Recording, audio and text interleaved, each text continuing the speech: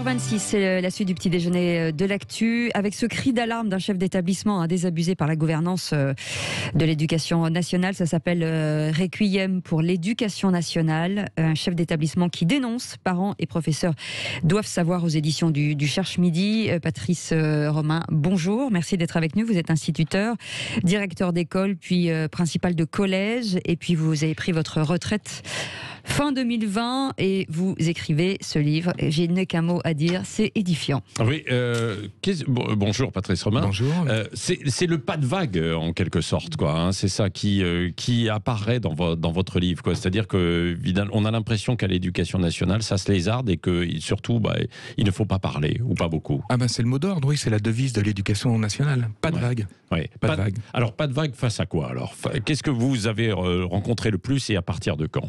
Face à tout, c'est-à-dire que l'éducation nationale, c'est très pyramidal. En fin de compte, vous avez un ministre. Rappelons pardon que ça fait 43 ans que oui, vous donc travaillez. j'ai fait toute ma carrière dans l'éducation nationale. J'ai souhaité entrer dans l'éducation nationale au CM2 parce que j'ai eu un maître extraordinaire qui m'a donné la vocation.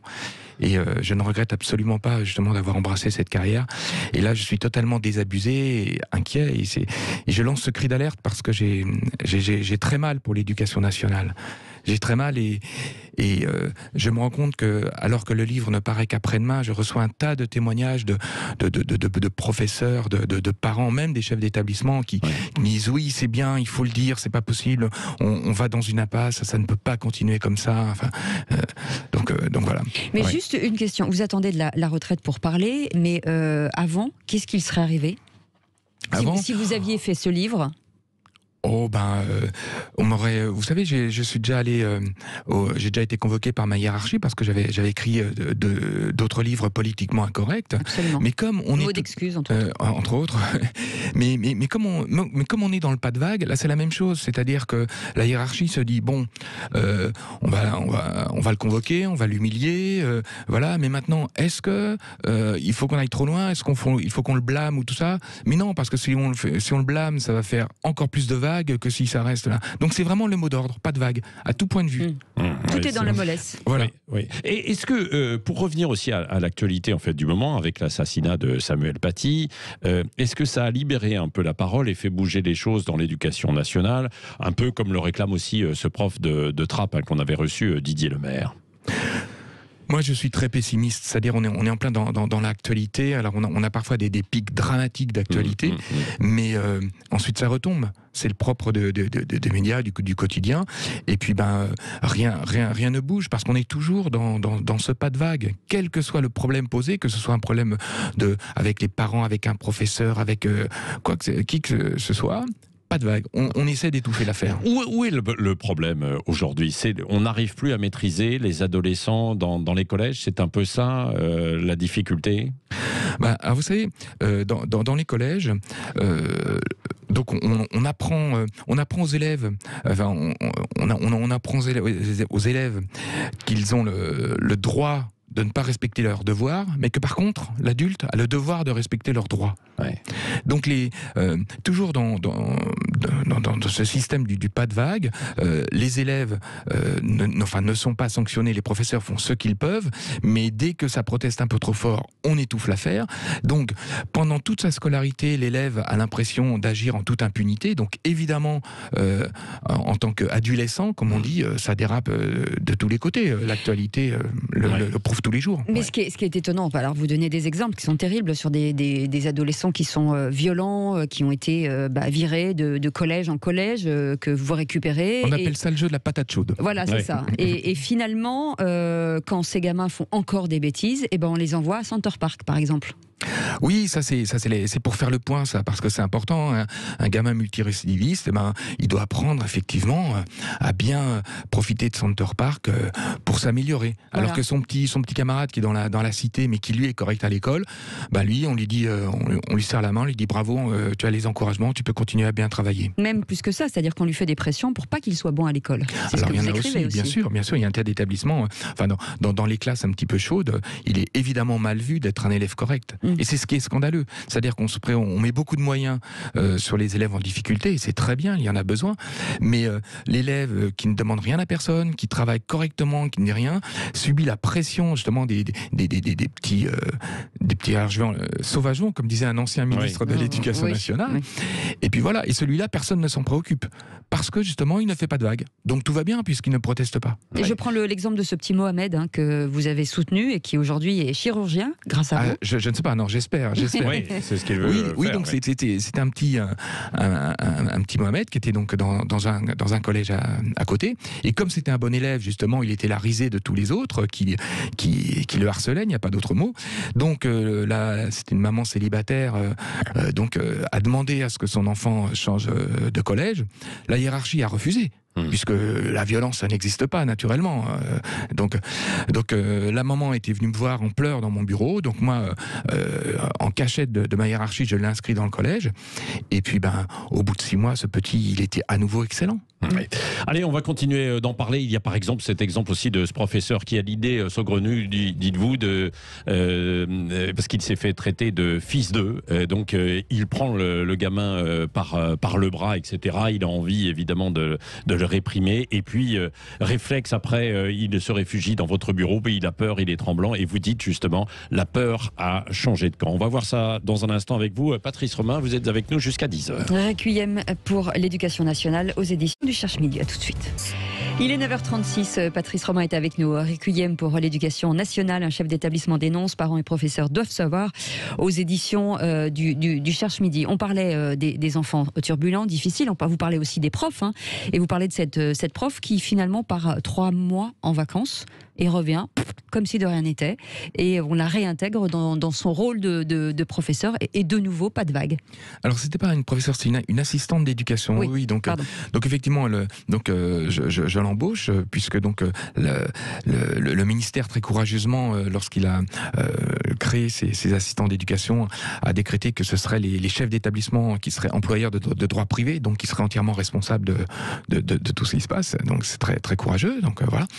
Et donc, j'embauche cette personne. Le premier mois, tant qu'elle n'est pas titulaire, tout va bien. Et du jour où elle est titulaire, elle part en vacances.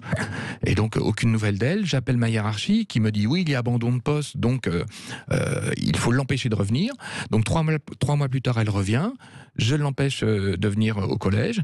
Et j'appelle ma hiérarchie pour lui dire ça y est, elle est revenue, mais j'ai bien suivi ce que vous m'avez dit. Et là, donc, à nouveau, ah non, mais attendez, faut qu'il y ait une commission qui se réunisse, gna gna gna gna gna. Et puis, puisque vous l'empêchez de revenir, vous l'empêchez de travailler, donc ça ne tiendrait pas devant les prud'hommes, donc il faut la réembaucher. Et en plus, on me fait la morale en me disant, lorsque vous embauchez un assistant d'éducation, vous avez un rôle éducatif. Et donc voilà, donc elle a été réembauchée, et puis elle me saluait tous les matins avec un beau petit sourire ironique, formidable. Ouais. Ce qui veut dire que votre livre, c'est un peu un réquisitoire, si je puis dire, contre le système de l'éducation nationale aujourd'hui, système dans lequel vous avez baigné pendant 40 ans, puisque vous avez été proviseur, vous avez été directeur d'école en région parisienne, en milieu rural, dans la région d'Orléans, un peu partout, etc. Donc vous connaissez ce maillage. Et partout, c'est la même chose? Vous avez ce sentiment? Ah, partout. Ça c'est partout. Mais je ne reste pas un réquisitoire. Les gens, ça ressemble un petit peu, quoi.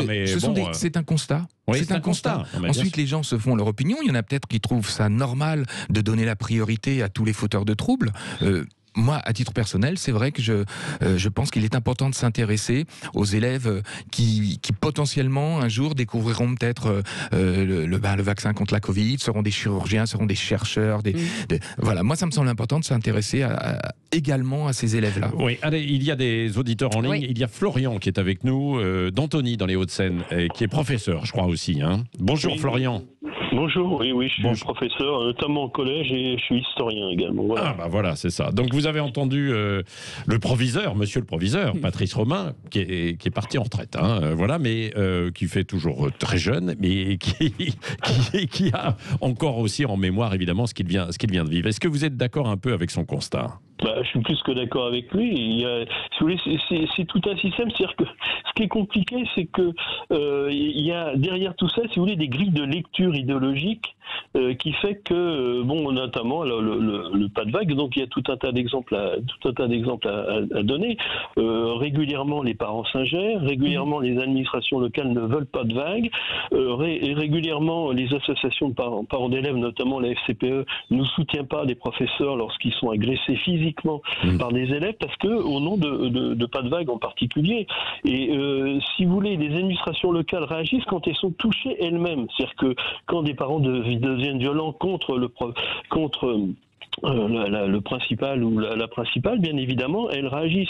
Mais quand c'est un professeur qui a des ennuis avec un élève ou une classe, ils n'interviennent pas et c'est le professeur qui est mis en cause. Je me souviens très bien d'une professeure de latin grec qui était très rigoureuse, ça marchait très bien, et il y a un élève qui a essayé de l'étrangler. Eh bien, si vous voulez, on a eu un mal de chien pour faire passer cet élève-là en conseil de discipline. Mais Florian, c'est quoi? C'est la peur d'être mal noté? Oui, c'est la peur d'être mal noté, si vous voulez, par leur propre hiérarchie, c'est-à-dire par leur rectorat, parce que, si vous voulez, ils ont un système de points qui fait que quand ils demandent à changer d'établissement, parce qu'ils doivent changer régulièrement, ils choisissent plutôt, par exemple, des établissements prestigieux où ils veulent aller, plutôt que d'autres. Donc, si vous voulez, c'est la raison pour laquelle moins ils font de rapports et mieux ça se passe pour eux. Voilà, il y a ce problème-là. Et puis, il y a aussi, si vous voulez, il n'y a pas que ça. Parce que c'est pas uniquement vis-à-vis de soi, c'est aussi, si vous voulez, tout un état d'esprit qui consiste à excuser systématiquement, c'est ce que disait Patrice Romain, oui. Ouais. Oui, voilà, excuser systématiquement ceux qui sont insupportables, c'est-à-dire qu'on prend des mesures mais on n'en prend pas en définitive. À partir du moment où vous dites la vérité, vous êtes catalogué, montré du doigt, etc. Et d'une certaine manière ostracisé. Ouais. Et donc, si vous voulez, c'est tout le système, c'est un système idéologique qui fait forcément des élèves des victimes, qui fait des élèves qui ne connaissent rien, des gens qui manifestement savent alors qu'ils ne savent rien. Et donc, on voit ça, ce qui se passe actuellement dans l'université, c'est à l'IEP de Grenoble, c'est forcément la conséquence de tout ce qui se passe. Et ce sont des gens, si vous voulez, qui passent de classe en classe sans véritablement avoir le niveau. Et évidemment, ils se retrouvent, y compris à l'université, sans avoir le niveau, et donc ils ne comprennent rien. Moi, j'ai enseigné à la fac et notamment en deuxième année, des gens qui savaient toujours pas prendre, qui comprenaient pas ce que je disais et pour lesquels j'allais trop vite et qui savaient pas prendre des notes. Et donc ils se retrouvent remis en cause à partir du moment où il y a dans une copie il y a 80 fautes. Si vous voulez, ça devient impossible. Et c'est tout le système qui ne fonctionne pas en fait. Oui, ça c'est vrai. Restez avec nous, Florian. Patrice Romain, est-ce qu'il y a une forme de clivage politique et idéologique qui s'installe aujourd'hui dans l'école, où il y a les profs qui veulent dénoncer un peu cette situation, puis les autres qui disent non, c'est pas vrai, c'est pas exactement ça. Enfin, il y a des victimes, il faut d'abord y penser. L'éducation est là pour l'ascenseur social, et c'est vrai ça fondamentalement. Alors, je préfère le terme escalier social. Oui, escalier. Oui. Non, mais c'est vrai. Oui, c'est vrai. Oui, alors oui, évidemment, chaque professeur, comme chaque être humain, évidemment a ses opinions. Et en gros, il y a effectivement les gens qui pensent que tout va bien. Et puis il y a les extrêmes. On a une grosse majorité silencieuse de professeurs qui subissent. Mais je vous dis, le témoignage de Florian, auquel j'adhère totalement, j'en reçois actuellement des dizaines, parce que cette majorité silencieuse qui n'ose pas s'exprimer parce qu'elle risque d'être sanctionnée, je vais revenir tout de suite. Oui, c'est ça. Ça représente une majorité extraordinaire. Oui, et ces profs doivent être aussi portés par les chefs d'établissement, alors qui sont dans une posture pas évidente. C'est ce que j'allais vous dire. C'est-à-dire que, en fin de compte, même si le pouvoir réel du chef d'établissement est quasiment nul sur un professeur, il y a tout plein de petites actions qui peuvent, entre guillemets, pourrir la vie du professeur. Par exemple, on peut appeler un inspecteur pour lui demander de venir inspecter un professeur qui ne se comportent pas correctement. Ouais. Donc ça, et surtout, on a la question des emplois du temps. Ouais. C'est-à-dire que c'est le chef d'établissement qui décide des emplois du temps. Et bien sûr qu'un professeur préfère avoir un emploi du temps conforme à ses désirs personnels. Donc il y a une certaine pression insidieuse. Et pourquoi beaucoup de chefs d'établissement utilisent cette pression? Parce que les chefs d'établissement sont notés par leur hiérarchie sur 2 critères. Premièrement, ne pas faire de vagues.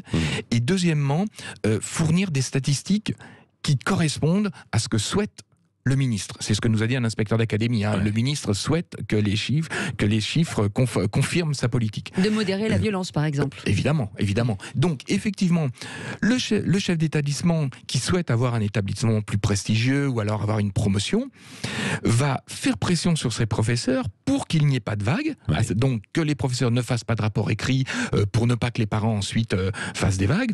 Et va inciter les professeurs à être très généreux au niveau des notes pour que son établissement ait de bons résultats et de manière à ce qu'il soit bien vu. Oui. D'ailleurs, si les notes ne sont pas suffisantes, le chef d'établissement a parfaitement la main pour passer par derrière sur le logiciel et ajouter quelques points. Oui, et ce que vous dites, et on va voir ça dans une seconde partie, là maintenant, dans un instant, Patrice Romain, c'est que le système éducatif français est aujourd'hui peut-être à la base, ou en tout cas le terreau d'une révolte qui pourrait venir de ces établissements et d'une révolte même inéluctable, vous dites, de la part de la jeunesse. On va voir ça dans un instant avec vous. Merci à vous, Florian, d'avoir été en direct avec nous. Vous continuez de nous appeler, 0826 300 300. On revient tout de suite. Vous pouvez nous appeler 0826 300 300 pour parler avec Patrice Romain. Requiem pour l'éducation nationale aux éditions du Cherche Midi. Il y a un sujet important, c'est le sujet de la laïcité.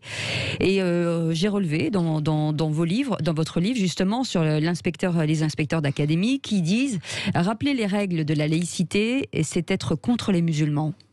Et c'est pour ça qu'il ne faut pas le faire.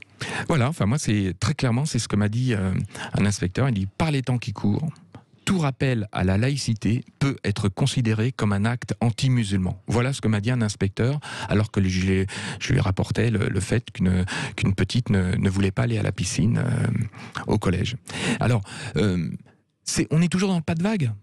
C'est-à-dire que vous avez donc des parents d'élèves qui ne souhaitent pas que leur enfant aille à la piscine. Vous avez un chef d'établissement qui souhaite que cet enfant aille à la piscine, comme tous les autres, et parce que c'est obligatoire. Si l'affaire monte un petit peu, entre donc l'inspecteur d'académie, entre le chef d'établissement sur qui la barre et les parents qui sont susceptibles de faire des vagues, eh ben, le choix est très clair. Donc on demande au chef d'établissement de se taire. Oui.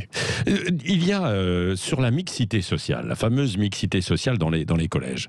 Vous dites quelque chose c'est un tabou. Bien souvent on dit oui, il faut de la mixité partout dans l'ensemble des établissements. Enfin souvent c'est les gens qui le disent qui ne l'appliquent pas, bien sûr. Mais vous dites justement que ce n'est pas la panacée, loin de là, et ça ralentit les élèves moyens. Je parle pas des bons élèves, mais même des élèves moyens qui ne peuvent plus progresser. Ça vous l'avez constaté. Et comment cela se concrétise, ça se passe alors dans les classes? Alors moi, à titre personnel, je veux dire intellectuellement, ce qui me gêne, c'est qu'on les actes et la parole diffèrent. Ouais. C'est-à-dire que effectivement, comme vous venez de le dire, il y a beaucoup de personnes qui prônent la mixité sociale pour les autres, mais ensuite ils mettent leurs enfants dans les meilleures écoles. Ouais. Moi, il y a une inspectrice qui en réunion de cadre a fustigé justement les parents qui essayaient de contourner la carte scolaire. Seulement, elle avait oublié que 10 ans auparavant, elle avait réussi à mettre ses enfants dans le collège de son choix. Donc effectivement, c'est toujours facile de faire la morale. Moi, ce que je constate, c'est qu'effectivement, en 2021, lorsque vous avez un petit dont les parents n'ont pas les codes, qui ne savent pas comment contourner la carte scolaire, il est prisonnier du collège de ZEP de son quartier et donc est pénalisé parce que ce petit, s'il a des capacités intellectuelles, arriver, s'il veut d'entrer en prépa, il a des lacunes terribles. Et c'est ce qui est profondément injuste. Donc, bien sûr, il faut des établissements d'excellence, mais il faut que tout élève excellent ait la possibilité de suivre d'excellentes études. Comment peut-on faire dans ces quartiers, qui ne sont pas que dans les quartiers de ZEP, 2-3 élèves qui vont perturber une classe en 4e, et là, vous avez du mal à suivre par la suite, et on sait qu'il peut y avoir un décalage qui s'opère rapidement. Qu'est-ce que l'on fait? Alors, ça veut dire qu'il faut mettre les perturbateurs dans une même classe et avec davantage de moyens pour les encadrer, ou alors continuer comme ça, c'est-à-dire qu'on laisse ces perturbateurs dans ces classes en se disant bon, on va réussir, ils vont grimper d'une manière ou d'une autre, et ça va les favoriser. Alors déjà, ces perturbateurs, il faut savoir que pourquoi ils sont perturbateurs. Oui, c'est-à-dire qu'effectivement, quand pendant 12 ans, un petit a toujours fait ce qu'il a voulu, évidemment, quand il devient adolescent, c'est un peu plus compliqué à gérer. Alors ensuite, il faut savoir que même si on retire les heures de sommeil, un enfant, dans notre pays, sur une année calendaire, parce que l'année scolaire ne fait que 36 semaines, il est plus de 80% de son temps sous la responsabilité des parents. Donc, c'est un petit peu le rôle des parents de gérer leur enfant. Quand vous êtes chef d'entreprise, que vous avez un problème, vous allez vous focaliser sur les 80% plutôt que les 20 autres pourcents. Ouais. Donc, je pense qu'il y a un énorme travail à faire là-dessus. Et ça veut dire qu'il faut interdire l'ingérence des parents ? Alors l'ingérence, là aussi, je modérerai un petit peu, c'est-à-dire que je pense qu'auparavant... Dans les établissements, c'est-à-dire que l'ingérence des parents... Alors, je pense que avant c'était trop, c'est-à-dire que le maître avait tous les pouvoirs et il y a eu des exagérations. Mais là, je pense qu'on est passé à un excès inverse, c'est-à-dire qu'effectivement, le professeur tout à l'heure, Florian, le disait bien, c'est-à-dire que lorsqu'il y a un conflit, si les parents s'en mêlent, ça devient très compliqué pour les professeurs. Il faut faire confiance aux professeurs. Il faut davantage de cases de médiation, alors qui passent par vous, par le chef d'établissement. Excusez-moi de vous interrompre, mais je pense qu'il y a je ne suis pas d'accord avec médiation, parce que nous sommes dans une démocratie, nous avons une constitution. On n'a pas le droit d'insulter quelqu'un. Lorsqu'un élève insulte un professeur, il n'y a pas de médiation à avoir. Et actuellement, on est trop justement dans la médiation.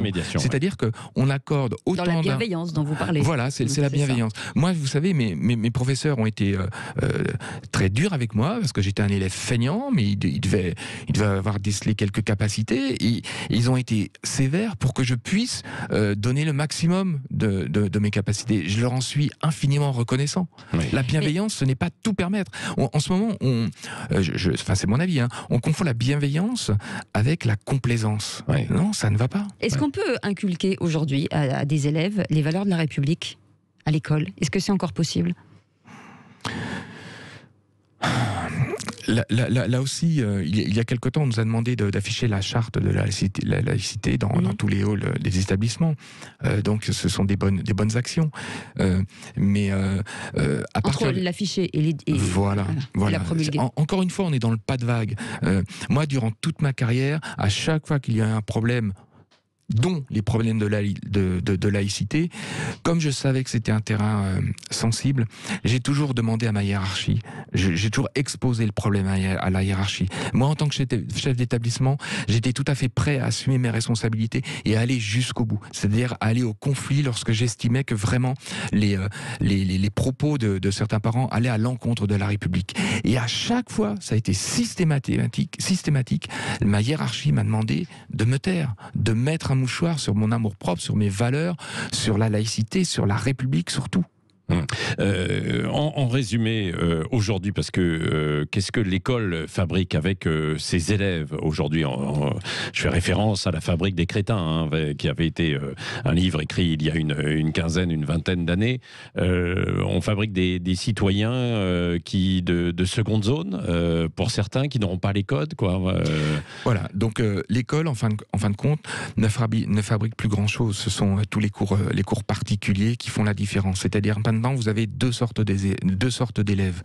Vous avez les élèves avec des parents soucieux de l'importance de l'éducation et qui ont les moyens financiers d'envoyer leur enfant à l'étranger pour apprendre une langue, de payer des cours particuliers, etc.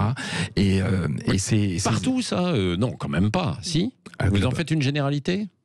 Alors, de plus en plus. Donc moi j'ai mon expérience qui n'est pas, je ne fais pas tous les départements, mais en tout cas vous avez donc ce genre d'élèves-là qui s'en sortiront, et d'un autre, vous avez des élèves qui de toute façon ne s'en sortiront pas parce qu'ils n'ont pas envie d'en s'en sortir, et malheureusement vous avez toute une autre frange d'élèves qui auraient pu s'en sortir s'ils avaient été